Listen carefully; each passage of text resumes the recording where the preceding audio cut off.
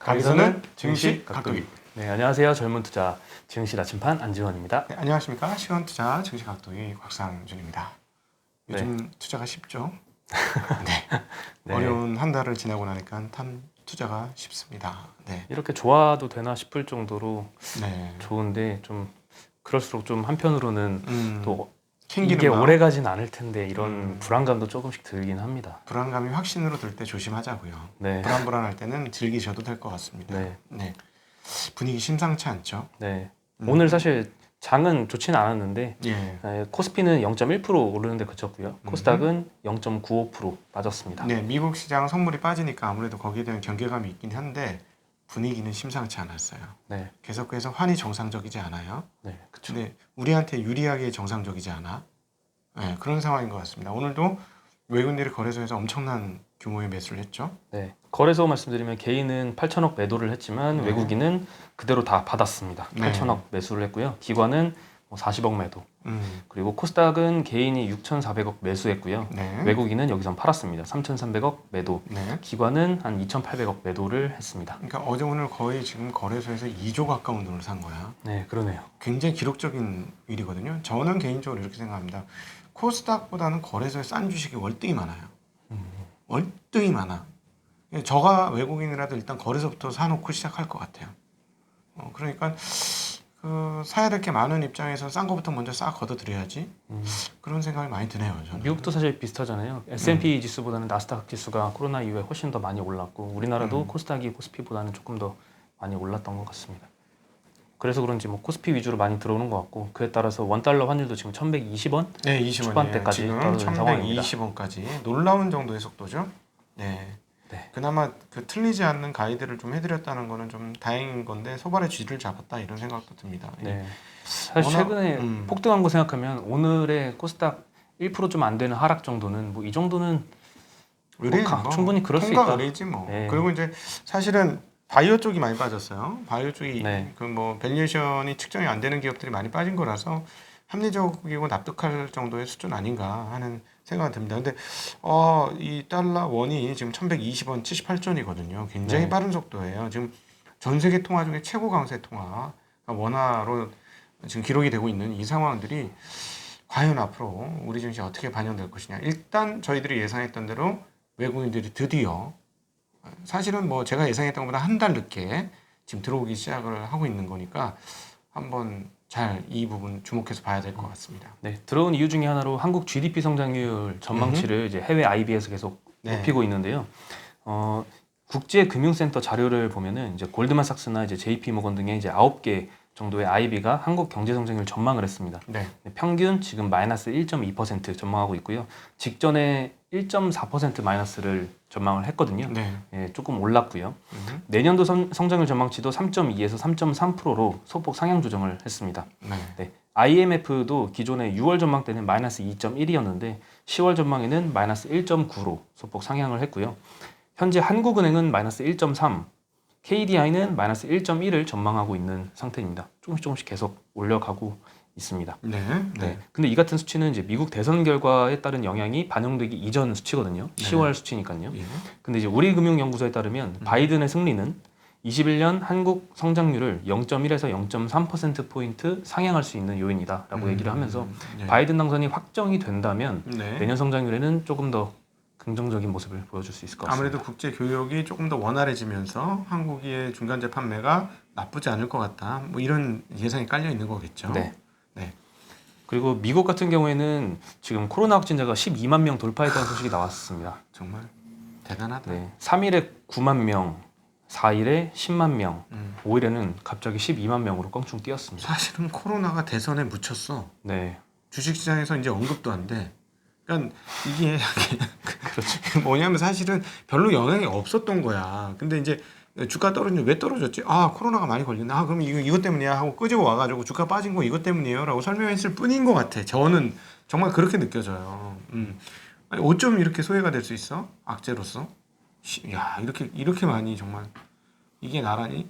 뭐 이런 생각이 들 정도로 많이 걸리고 있는데. 네. 근데 이제 코로나가 만약에 계속 된다면 이제 바이든 행정부가 어떻게 대처를 할지도 좀 주목을 해봐야 될 것 같습니다. 혹시 뭐 지금 유럽이 한창 봉쇄하고 있잖아요. 네. 오늘 중국도 이제 미국이랑 유럽 대륙이 이렇게 확진자가 늘어나는 추세로 가다 보니 오늘 좀 셔다운 한다. 네, 셧다운을 외국인들 좀 들어오는 하고 거는, 있는 것 같아요. 네. 네, 그런 움직임도 보이는데 음. 바이든 행정부의 정책도 한번 지켜봐야 될 것 네, 같습니다. 어쨌든 돈은 풀겠죠. 어쨌든 올해 안에 풀 것 같아요. 그 네. 기간까지에 대한 기대감을 얼마큼 지금 반영시키느냐에 따라서 그거에 따라서 한번 쉴지 계속 갈지. 근데 워낙 많이 올랐잖아 지금 대선 끝나고. 당연히 빠져야지. 너무 많이 올라. 이틀간에 지금 그 대형 빅테크들이 막 10% 가까이 올랐는데 그럼요. 이건 말이 안 되는 거 아닙니까? 그죠? 네. 이 정도는 충분히 이해해 줄 수 있죠. 예, 그 네. 정도 하라고 내가 저희 받아들일게요. 네. 한국 시장만 크게 빼지 마. 괜찮아. 네. 뭐 마음대로 빠져 괜찮아.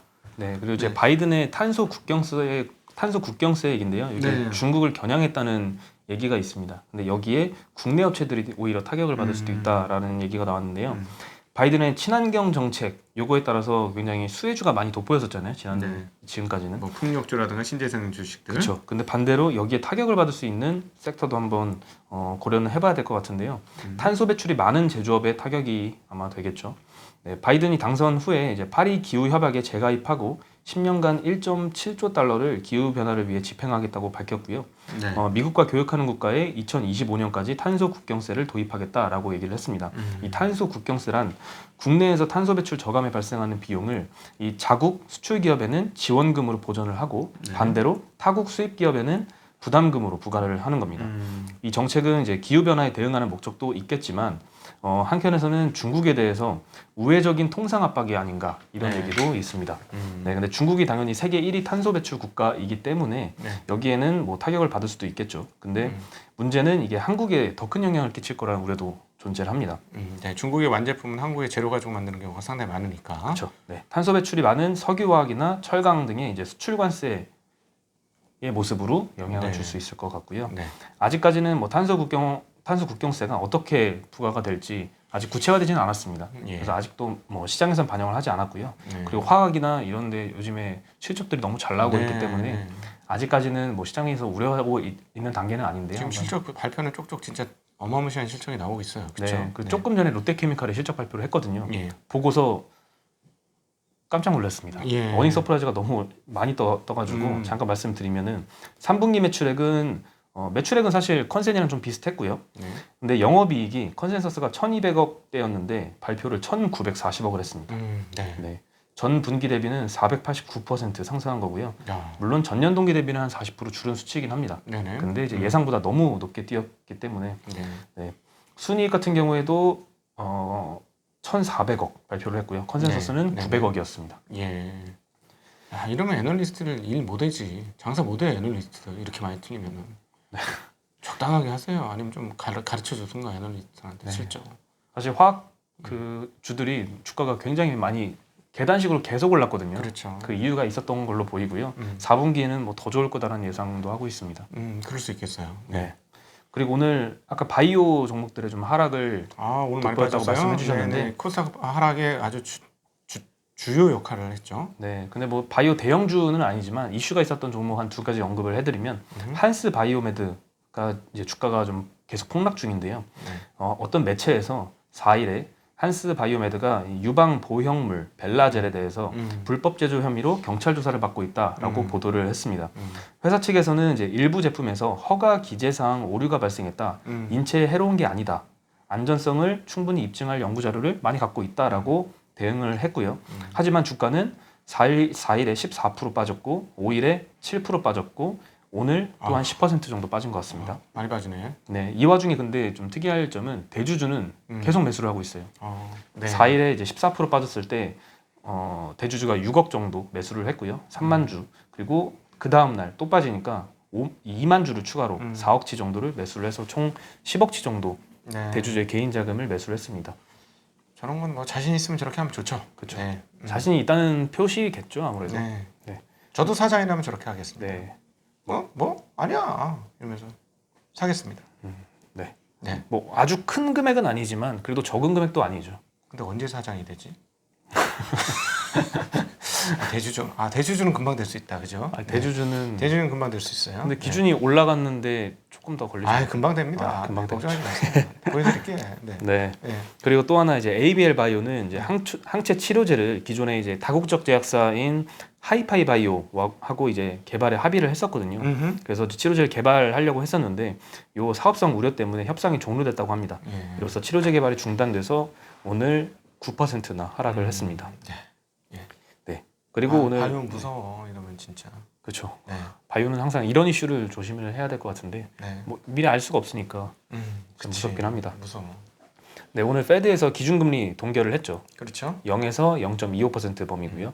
추가 통화 정책 가능성도 시사를 했습니다. 계속 돈 뽑아내겠다 이렇게 얘기는 했어요. 네, 그 시장이 지금 페드를 잠깐 잊은 것 같아요. 지금 정부한테만 좀 집중을 하고 경기 부양책을 언제 나오냐 이것만 집중을 하고 있는데 네. 이 페드의 경기 부양 도구가 고갈되었느냐라고 제롬 파월 의장한테 질문을 했더니 네. 아니다라고 답변을 했습니다. 음. 페드가 뭔가를 하겠다는 의견으로 받아들일 수 있겠죠.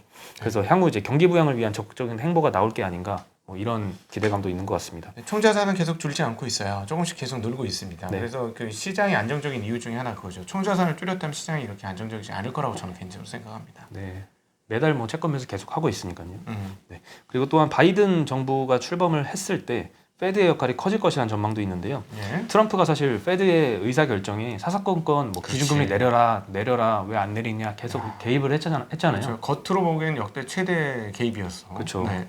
근데 이제 바이든은 페드의 독립성을 강조를 해왔거든요. 기존까지. 그래서 월스트리트 저널에 따르면 노동시장과 경기 회복을 지원할 핵심 역할을 페드가 하게 될 것이다. 음. 바이든 행정부가 이제 페드의 인력을 늘려서 독립성을 존중하려 할 것이다라고 얘기를 했습니다. 네.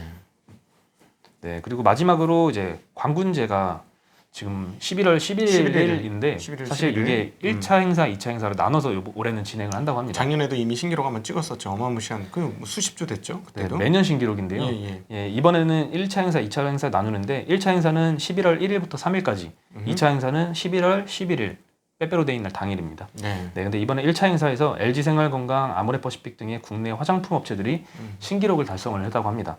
네. 1일에는 이제 행사 시작 40분 만에 화장품 매출이 100억 위안, 우리나라 돈으로 한 1조 7천억 정도입니다. 우리나라 게? 아니면 아니, 전체? 아니, 전체 화장품이 네. 예, 100억 위안 달성을 좋다 했고 알았네. 예. 1시간 만에 작년 행사 대비 150% 매출 증가를 기록했다고 합니다. 예. 어마어마하네요. 야 마스크 쓴데도 화장 많이 한다. 그러게요. 입술은 여기는 안 하고 다니는 거 아니야? 눈 화장만 하는 거 아니야? 음. 마치 그 이슬람처럼, 그지? 부르카 아니고 뭐지 이거를? 부르카는 얼굴 다 쓰는 거고 이렇게 가리는 거 있잖아요. 히잡? 네, 히잡. 히잡보다 더 쓰는데 이만큼 가리니까 눈만 이제. 네, 보겠습니다. 요즘 이렇게 마스크 쓰고 눈만이잖아요. 눈 화장이 중요해요 지금. 그렇죠. 그 절대적으로. 마스크 때문에 그래서 그 립스틱 매출이 좀 많이 줄었다고 하는데 당연히 그렇겠지. 이번에 광고제 때 반응이 좋았던 한국 제품은 기초 화장품이었습니다. 기초를 잘하지. 우리나라가 기초를 잘해요. 그렇죠. 예. 네. LG 생활건강의 브랜드 후 이게 상위 브랜드 6위를 차지했고요. 네. 아모레퍼시픽의 설화수 브랜드가 9위를 기록을 했습니다. 예. 네, 사실 그렇게 상위권이 아니어서 좀 아쉽긴 합니다만. 음. 네. 근데 이제 작년에 비해서 올해 광군제 행사 일수가 1일에서 4일로 늘어났고요. 8월부터 중국의 소매 판매가 지금 반등을 하고 있잖아요. 네. 그래서 이번에는 역대급 보복 소비가 나올 것이다라는 기대도 시장에서 하고 있습니다. 예. 네. 기대가 됩니다. 네. 네.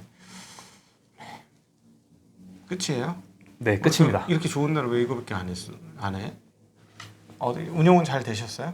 운용은 뭐 오늘은 아웃퍼폼해서 다행인 것 같습니다. 오랜만에 아웃퍼폼 하셨네. 네, 시장이 좀 빠졌을 때 아웃퍼폼을 하니까 조금 네. 더 기분이 좋긴 한데. 저는 어제도 초과하고 오늘도 초과하는데 저는 요즘 맨날 초과합니다.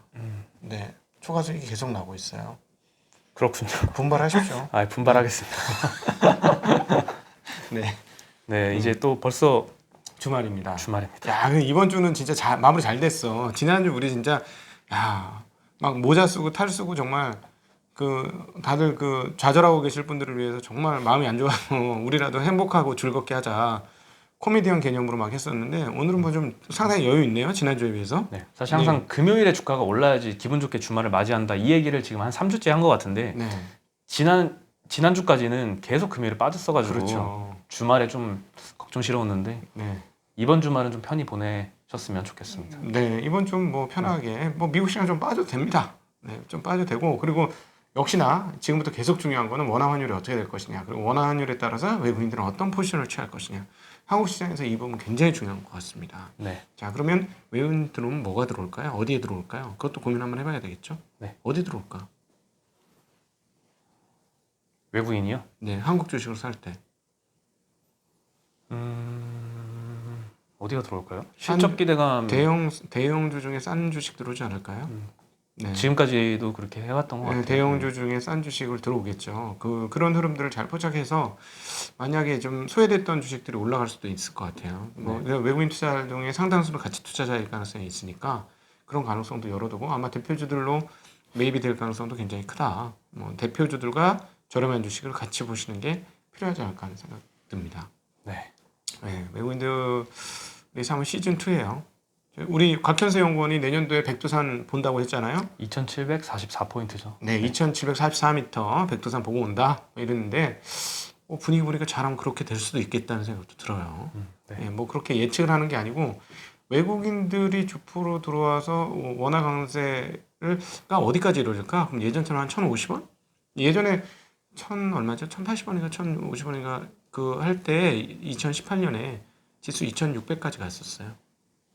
그렇죠. 예. 2,600 찍고 내려왔죠. 근데 지금 시작점 2,400이잖아. 네. 2,600보다 더 가겠지. 그러니까 납득이 가능해. 백두산 2,744가. 네. 한번 기대 한번 해보시자고요. 네. 좋은 날 올 것 같습니다. 네. 미국 시장보다 우리나라 증시가 훨씬 더 많이 오르는 이런 경험도 한번 해보고 아, 싶습니다. 그럼요. 우리 그럼 2,600 가면 우리 좀 거만하게 하자 이렇게. 이렇게 해서 미국 시장 뭐 그거 뭐 왜 하세요? 막 이러면서 서학 개미들이 다시 돌아올 정도로 컴백 네. 이러면서 한국 주식 싼데 내가 얘기했잖아 얼마나 싼다고 내가 얼마 그렇게 얘기했는데 내 말 아직도 못 알아들었어? 막 이러면서 네. 죄송합니다. 네. 네, 그런 날이 오길 바라는 마음으로 네 오늘 그 금요일인데 우리 땡 TGIF 한번 해야죠. 네. 네 시작. Thank Thank God God it's it's Friday. 네 주말 잘 보내셨으면 네. 좋겠습니다. 행복한 주말 되시기 바랍니다. 저희는 인사드리겠습니다. 안녕.